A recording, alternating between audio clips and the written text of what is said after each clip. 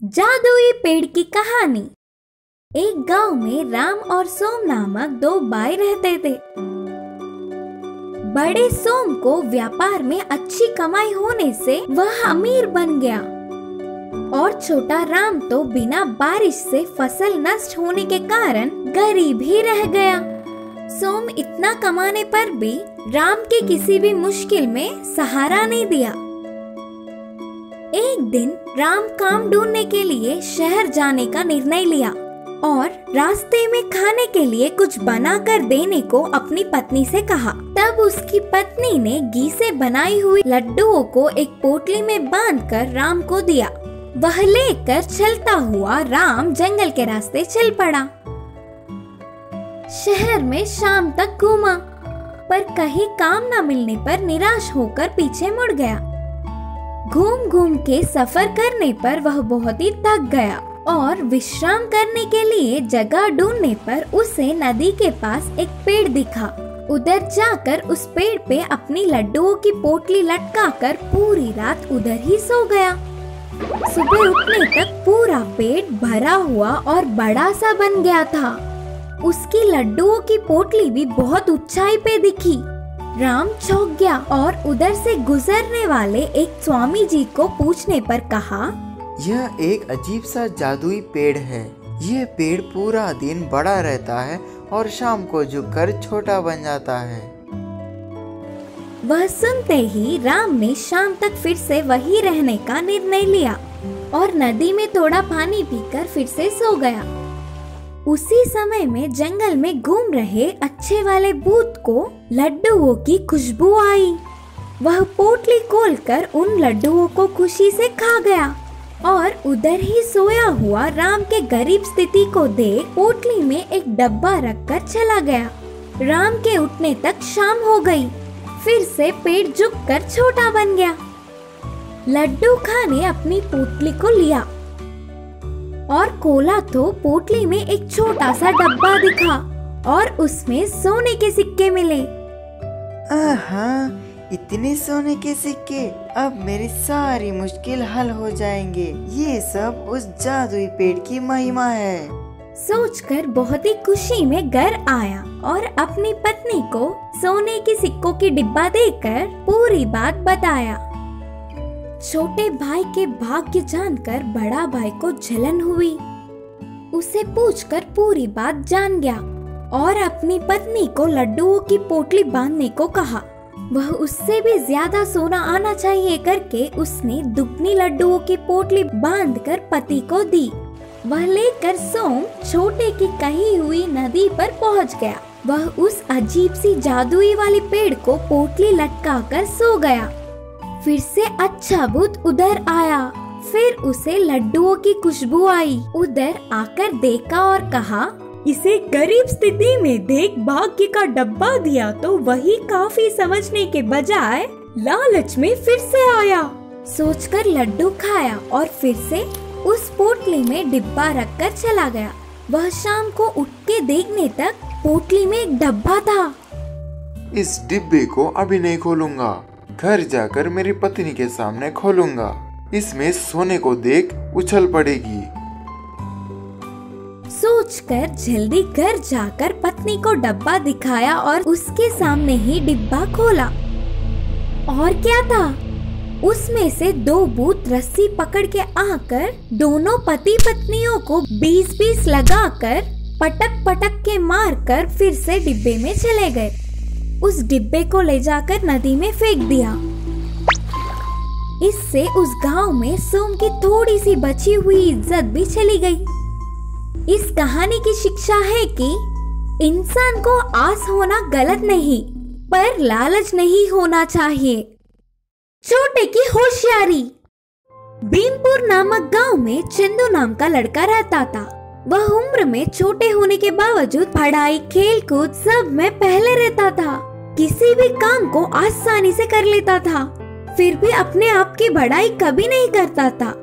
उसी गांव में बलिरा बंडा रेड्डी नामक दूसरा युवक भी रहता था। वह अपने बहुत ही भारी और बड़ी आकार के शरीर से गांव के लोगों को डराता था। ओए, इस भीमपुर में मुझसे ज्यादा हिम्मत वाला और बलवान कोई नहीं, मेरे मुकाबले में कोई नहीं, आया भी तो समझो गया। बोलते हुए चट्टान के पास बैठ अपने आप की हमेशा बड़ाई करता था। भंडारेड्डी के हट्टे कट्टे शरीर को देख सब उसके बातों को सच मान लेते थे, लेकिन सच में तो वह बहुत ही डरपोक था। ऊपर तो ऐसे हिम्मत वाले और भलवानों की तरह बोलते हुए नाटक करता। ऐसे कुछ दिन बीत गए। एक त्योहार के दिन उस गांव के सारे बड़ों ने अपने गांव में बहुत ही हिम्मत वाला और होशियार कौन है जानने की इच्छा से मुकाबला करने का निर्णय किया।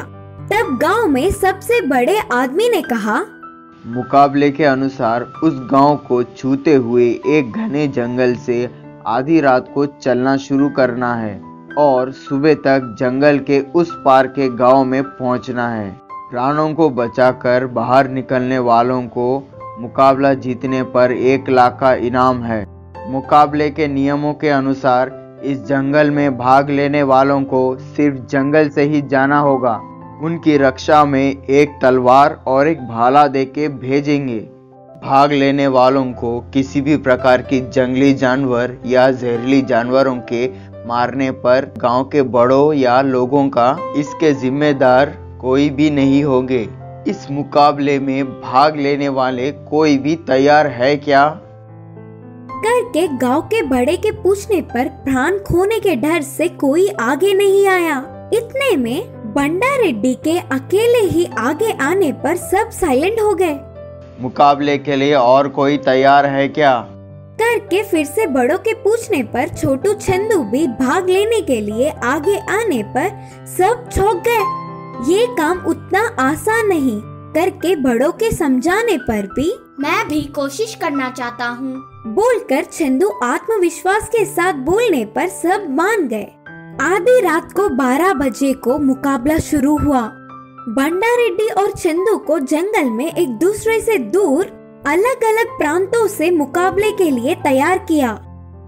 दोनों ने एक ही समय में चलना प्रारंभ किया। भंडारेड्डी ने कुछ दूर तक तड़पते हुए डर डर के कदम में कदम रखते हुए चलना शुरू किया और चंदू हिम्मत से बिना डरे डट के कदम से कदम मिलाकर तेजी से चलता गया।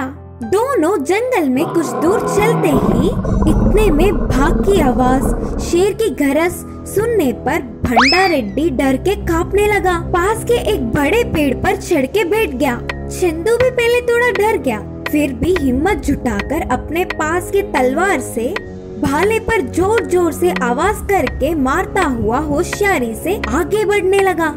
वह आवाज सुनकर जंगली जानवर, जहरीले जानवर सारे उनसे बड़ी कोई जानवर उधर आ रही है सोचकर उधर से दूर भाग गए।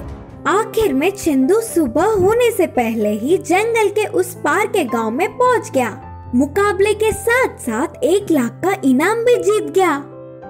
फिर भंडारेड्डी का पता नहीं क्या हुआ होगा करके गांव वाले सारे जंगल में जाकर ढूंढने पर एक पेड़ पर बैठ के कांपता हुआ चिल्लाता हुआ दिखा। उसे देख सारे गांव वाले हंसने लगे। इस कहानी की सीख है कि बल से ज्यादा हिम्मत और होशियारी से कुछ भी जीत सकते हैं।